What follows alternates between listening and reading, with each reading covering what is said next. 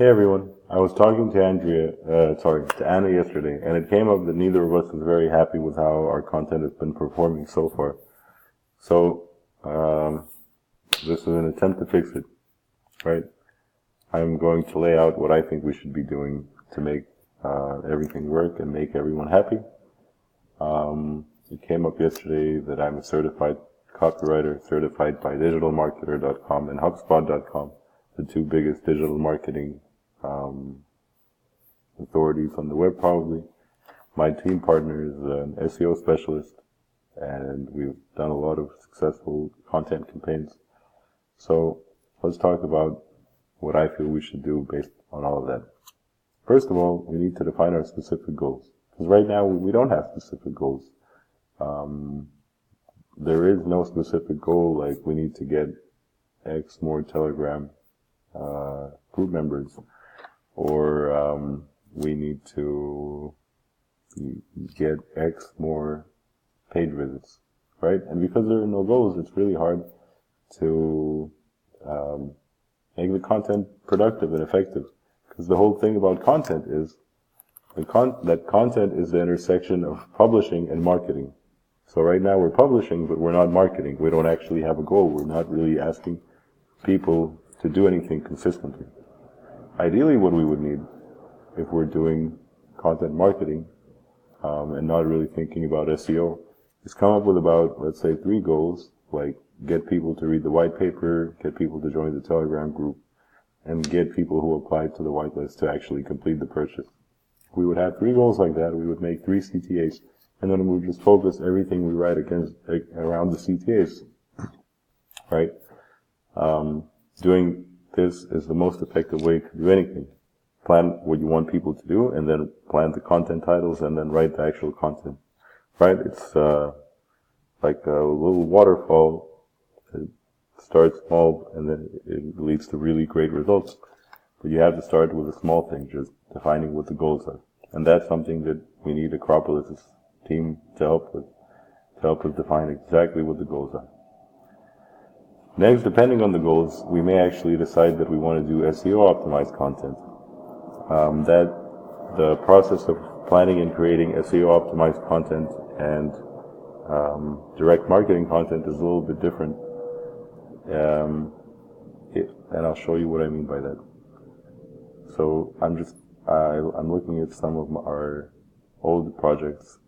So if we're doing conversion optimized stuff, like a conversion optimized project, we do what's called content funnel, right? So we just divide, we look at what we want to do, then we divide it into 3 or 4 stages. We usually stop at close. Some customers also want us to plan the funnel further to where people are delighted by their purchase. But once we define what we want people to do, if we're doing direct marketing, then we're going to split everything up into awareness, consideration, and close. And realistically, there's no need to publish new articles all the time. We would have a few awareness articles, a couple of consideration, and then maybe a couple of close articles, and a delight article. They would be good, big, and they would be what we call evergreen. So it would be like a funnel. It would be a machine that you drive traffic to the front of it, and they read all this content in this sort of closed off content hub, and then by the end they're converted and even delighted. They tell their friends about what they're doing, right? Here it says evangelize. So that's a direct marketing oriented content hub, which is what I've been talking about. It's what we need CTAs for. Alternatively,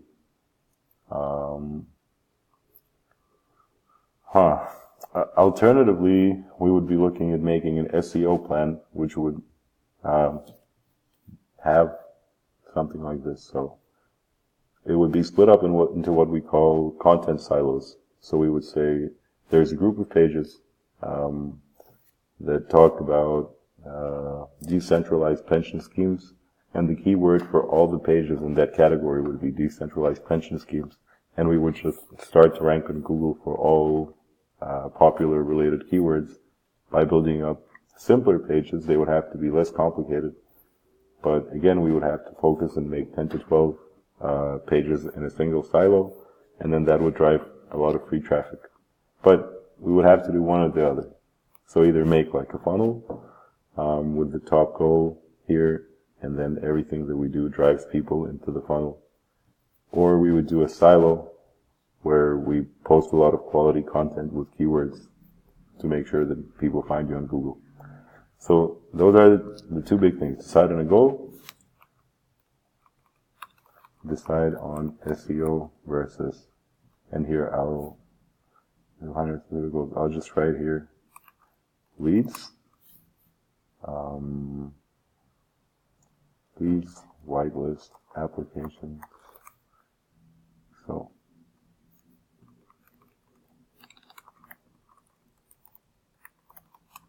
decide on SEO versus direct marketing. So traffic and visibility. This is conversions. So those are the two first big things. And the other thing, alright,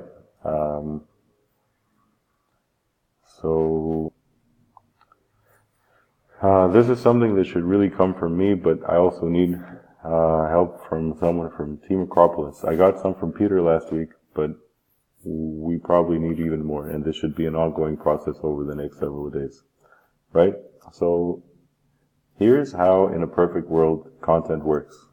We come up with ideas first together. So we say, for example, let's say we define our 3 main calls to action, right? And then we talk about what are some key ideas that would help us come to those goals. One great idea that Anna highlighted yesterday is pension expectations versus reality. This is a great overarching idea that a lot of people, there's like a big divorce of what people expect from pensions versus what they really are, right? So we would say, that's the idea. Now let's talk about the messages that help us express that idea. Then I'm the one that writes the anchor content. That is usually a long-form blog post of at least 1,500 words.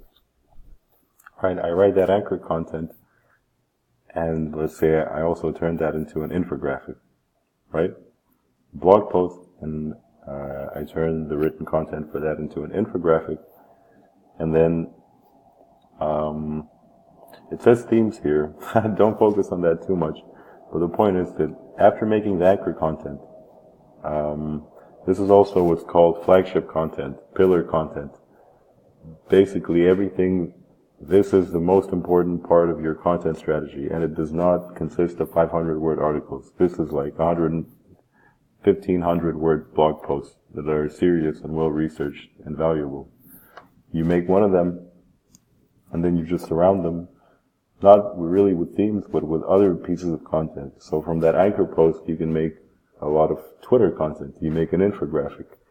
You make an email based on that. And then when you're done, you keep building. So you add more blog posts on top of that, right? So for example, the anchor blog post could be pensions expectation versus reality. And then that page has a like the infographic and the blog post there. So that's great. And if that gets traction, then we would add several more. You would riff on that, like you would add spin-offs. So for example, a lot of people who are closer to pension age are actively thinking of moving abroad, or of how to maintain their quality of life that they want and that they're used to. Right? I think in America alone, the magazine International Living has 500,000 subscribers. So this is like a very big theme, right? And if we're talking about pension expectations